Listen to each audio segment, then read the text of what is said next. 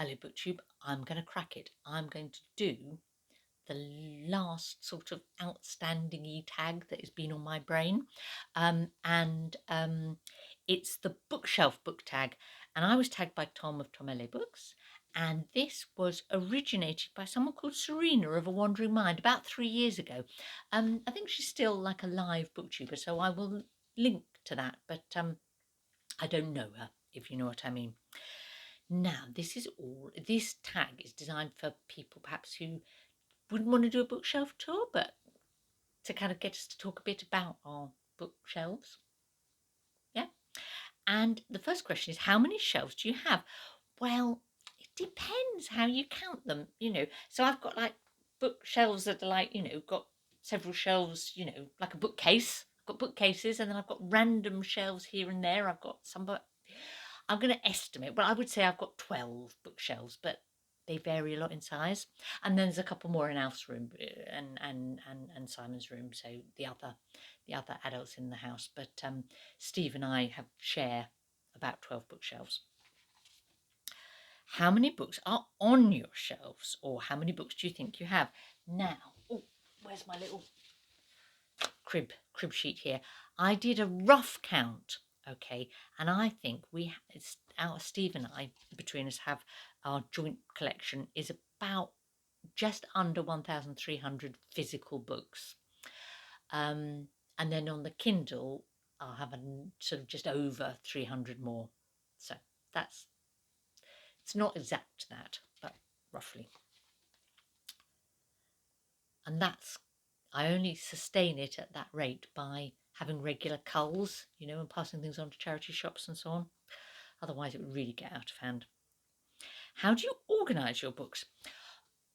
Oh, now, if you've got that many books, you do need to organise them, don't you? And I do. I have around. Well, I kind of do things in how would you describe it? In genres. Genre is the word. Like so. Novels and short stories are A to Z, and that's moving from bookshelf to bookshelf, but alphabetically by author. That's what I'm trying to say. Then there's an area for poetry, an area for sort of folk tales and so on. There's things like you wouldn't call them poetry, but they're not a novel, like Icelandic sagas, for example, or the Mabinogion, or things like that. They have their own little shelf. There's non-fiction, and that's roughly broken up into like biography and autobiography and history and other and there's a section of music books that are basically Steve's, and all of those are more or less alphabetical within those sections. I'm revealing that I'm quite an obsessive sort of organizer of my books. What I don't do is put them by color or collection, or you know what I mean. It's always alphabetical, so I can find things. They're not for looking at; they're for reading and finding and storing and using. Next question: what is the oldest book on your shelves? Well, I think it's probably Homer. That's a good 2,700 years, I think, old. So that's old enough, isn't it? I mean, I think it means oldest, not as in the one you've had longest, or the oldest copy. It's like the oldest book. I've got the oldest, what is considered the oldest book ever, still existing on the Kindle, and that's Gilgamesh. And the reason I have that is because I've always meant to read it, and I am going to read it in June next month because of Ancients-a-thon, and I'm going to link to Ancients-a-thon below. But it's a readathon to encourage us to read books written before 1700, and it's my excuse for finally cracking Gilgamesh, the oldest book ever. What's the newest book on your shelves? Well, current stuff I tend to get on the Kindle as far as possible, rather than buy paper copies.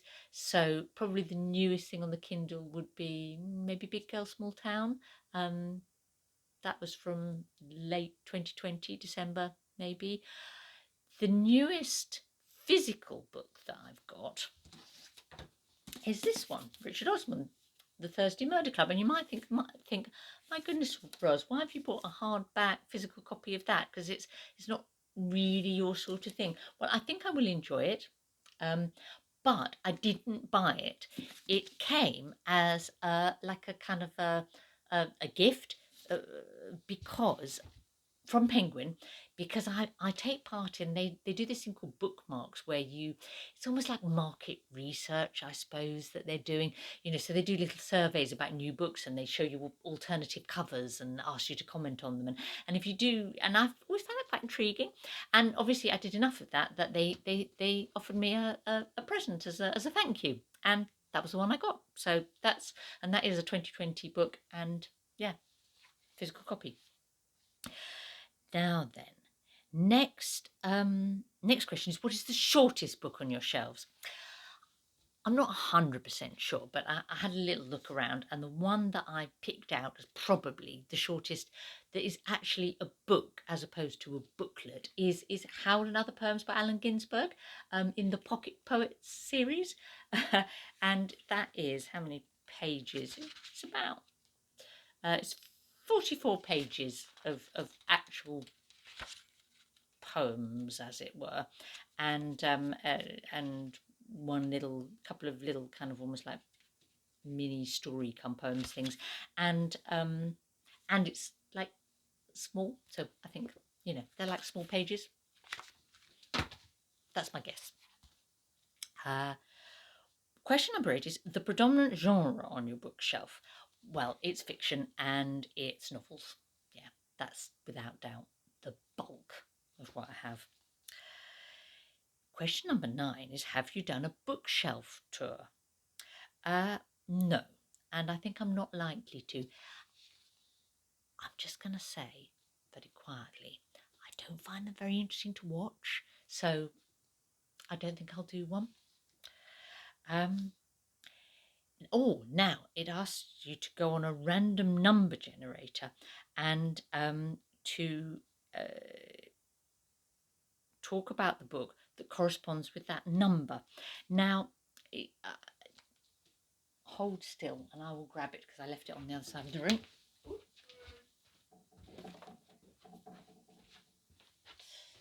Slightly oddly, the thing it turned up was Puck of Brooks Hill by Rudyard Kipling. And I was pleased it picked this because actually it's one that I've got in mind to reread before I do the tag about books from where I live, the My Neck of the Woods tag, which I'm kind of working on in my head gradually. So I'm not counting it. It's one of the ones that I've got to kind of get done because it's not a current one. It's more like something that's brewing. And Kipling was a Sussex writer, and this is his most Sussexy book. So it was a lovely thing that the random number turned that one up. And you'll hear more about it when I finally get to do my neck of the woods tag about lovely Sussex. Question number 11. Do you have any fan merch or other decorations on your bookshelves? No. I mean, I have odd objects on my bookshelves that have sort of accumulated there.